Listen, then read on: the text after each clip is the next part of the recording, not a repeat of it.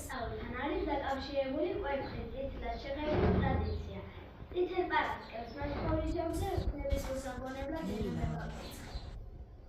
Განმომცემის მიხედვით, მანამ სანამ მაცხოვრის ამაღლება მოხდებოდა, ქრისტემ თავისი ერთგული მოწაფეები სხვადასხვა ადგილებში დადგა, რათა ადამიანებისთვის მისი აღდგომის შესახებ ეხარებინათ.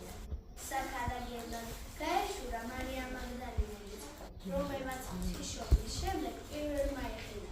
დრეზი აღდგარიულა. წმინდა მარიამმა ნავში ჩავიდა და პირდაპირ იმპერატორის დასახდეს მიეშურა. მან იმპერატორ ტიბერიუსს საჩუქრად კვერცხი გაუჭირა და აღწერა. ქრისტე იმპერატორმა ქალს ერთად შეხედა და წამოიწყო. როგორ შეეძლო დავსახურა იმპერატორ ეს ისევე დაუჯერებელია, როგორც ახლა ეს კვერცხი გაწითლდა.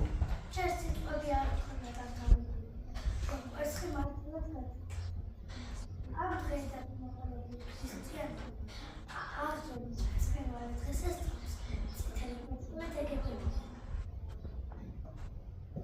გარდა ამისა, კვერცხი სიცოცხლის სიმბოლოა. მისგან არსება ღვთაებელება სული. ახალი ორგანიზმი ედინება სამყაროს. გართმულმა მაცხოვარმა კი მოკვდავებს სიცოცხლე მიანიჭა. წითელი ეს სისხლის ფერია. სწორედ სისხლგან წმინდა იესოს სიცოცხლე და აკურთხა ეგება. ერთი შეკვრა იმ დროს ფესვები. კარგად გააცხეთ. შემდეგ დაჩეჩქვეთ წვრილის სახით. მაღლაში გამობრული έντრო მოათავსეთ ჭურჭელში და დაარქვით ოთახის ტემპერატურის წყალი. ამასთანავე ხშირ ჩააკვეთ ხახვის ფურცლი, ხოლო საღებავიან ჭურჭელში ჩაალაგეთ კვერცხები. ამ კვერცხები დაბალ ცეცხლზე 20-25 წუთის განმავლობაში. ჩაყარეთ ერთი სუფრის კოვზი მარილი, რათა კვერცხები მოხარშვის პროცესში არ დასკდეს და დაიცაროს. როდესაც კვერცხები მოხარშვას დაამთავრებთ, ცივ წყალში გადაავადეთ, ხოლო ამ პროცედურის საშუალებით ისინი ადვილად გაიმწვნება. ასევე თქვენ შეგიძლიათ